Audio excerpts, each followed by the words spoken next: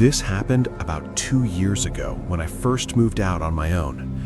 I rented this small one-story house out in the suburbs. You know the type, old, cheap, and isolated enough that you don't really see your neighbors. I've always been a pretty heavy sleeper, but the events of my first week living there completely wrecked my sleep schedule. It started with small, subtle noises. At first, I just assumed it was mice. I would hear this faint clinking sound coming from the kitchen around midnight. It sounded exactly like pot lids gently tapping against each other.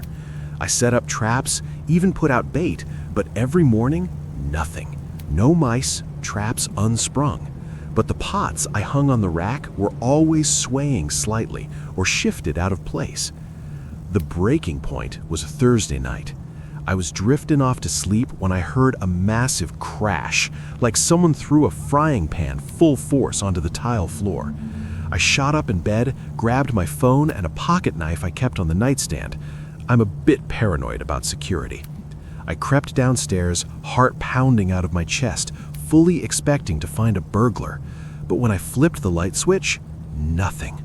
The back door was deadbolted. The windows were shut. There was just my non-stick frying pan lying in the middle of the kitchen floor. I wasn't just scared, I was confused and incredibly unsettled. I knew I wasn't sleepwalking. The very next day, I went out and bought a cheap Wi-Fi security camera with night vision. I set it up right on top of the refrigerator, angled to cover the whole kitchen. I needed to know what kind of rat was big enough to throw a skillet across the room. That night, I brought my laptop into my bedroom. I left the camera feed open on the screen and watched until about 2 a.m. Nothing but static silence and a grainy black and white view of my kitchen. Eventually, exhaustion won and I passed out. I woke up suddenly to that cold, sinking feeling in the pit of my stomach. You know that feeling when your primal instincts tell you that you're being watched? That's exactly what it was.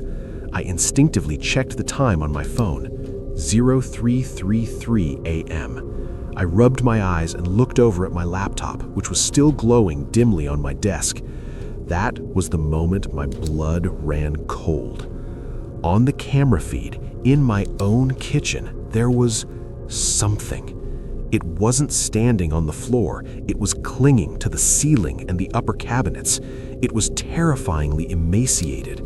I could see every rib protruding through its pale skin, even in the low-quality night vision. Its limbs were unnaturally long and spindly, like a spider gripping the edges of the wooden cabinets. The scariest part was how gentle it was being. It was using those long skeletal fingers to quietly unhook my pots and pans. It would lift them up, bringing them close to its faceless, distorted head, almost like it was studying them. I was paralyzed. I wanted to scream. I wanted to run, but I couldn't move a muscle. I just sat there, frozen in terror, watching this thing dangle from my ceiling just one room away. Suddenly, it stopped. Its hand froze mid-air, holding a saucepan. Then, that twisted head slowly, mechanically rotated toward the refrigerator, toward the camera. It knew I was watching. At that exact moment, the feed glitched violently and the screen cut to black. No signal. I didn't leave my room. I locked the door, shoved my dresser in front of it, and sat in the corner clutching that knife until the sun came up.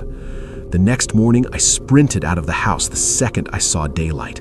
I never spent another night there. I called the police and they did a sweep, but they found no signs of forced entry. They gave me the usual, probably a wild animal speech, but I know what I saw. Animals don't look like that.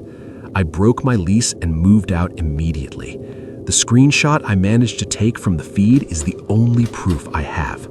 Every time I look at that timestamp, REC 0333 AM, I still shudder. I can't help but wonder, if I hadn't looked at the camera that night, if I had gone downstairs to check the noise myself, what would have happened to me?